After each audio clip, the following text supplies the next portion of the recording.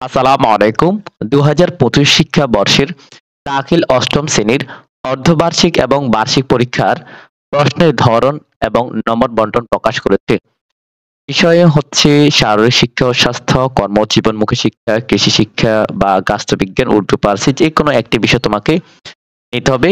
এই সবগুলো বিষয় ৫০ নম্বরে বন্টন করা হয়েছে।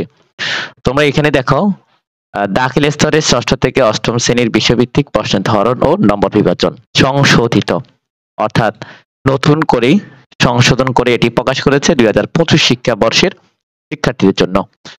এখানে দেখো তোমাদের অর্ধবার্ষিক এবং বার্ষিক পরীক্ষায় মোট ১৩টি বিষয় থাকবে। এই যে ১ নং থেকে শুরু করে ১৩ নং পর্যন্ত তোমাদের বিষয়গুলো থাকবে।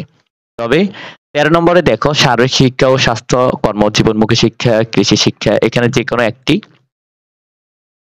নিবে তোমরা। এখানে ৫০ নম্বরে বন্টন করেছে।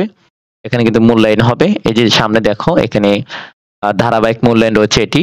এখানে শ্রেণীর কাজ রয়েছে, অনুসন্ধানমূলক কাজ বা ব্যবহারিক বা অ্যাসাইনমেন্ট মানে বাড়ির কাজ থাকবে। এরপরে থাকবে শ্রেণীর অভিক্ষা। নম্বর বন্টন লক্ষ্য করো ধারাবাহিক মূল্যায়নের শ্রেণীর কাজ থাকবে ২০ নাম্বার। তোমাদের ক্লাসে কাজগুলো দিবে সেগুলো এই অ্যাসাইনমেন্ট বা বাড়ির কাজ বা অনুসন্ধানমূলক কাজ বা ব্যবহারিক এগুলোর জন্য ১০ নাম্বার।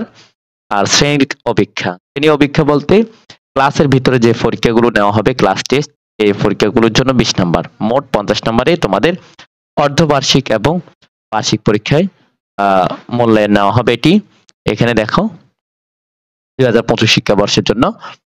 তো এরপরে দেখো এখানে শ্রেণীর কাজের অন্তর্ভুক্ত কি কি থাকছে, প্রশ্নের উত্তর লেখা, সংক্ষিপ্ত প্রশ্ন উত্তর, রচনামূলক প্রশ্ন, মৌখিক উপস্থাপনা, চিত্র অঙ্কন, এরপরে দলগত কাজ, জোড়াই কাজ, হ্যাঁ, এরপরে বিতর্ক, প্রতিযোগিতা অংশগ্রহণ, ভূমিকা বিনয় এগুলো। দেখো এটি প্রকাশ করেছে ৪/২/২০২৫ অর্থাৎ ২০২৫ সালে মানে ফেব্রুয়ারি মাসে প্রকাশ করেছে। পরে এখানে অনুসন্ধানমূলক কাজ বা ব্যবহারিক কাজ বা অ্যাসাইনমেন্টের অন্তর্ভুক্ত যেগুলো আছে শুধু মুখস্থ নির্ভর নয়, বরং শিক্ষার্থীর চিন্তন, দক্ষতা ও সৃজনশীলতার বিকাশ ঘটে এমন হাতে কলমে কাজ ইত্যাদিতে দেখো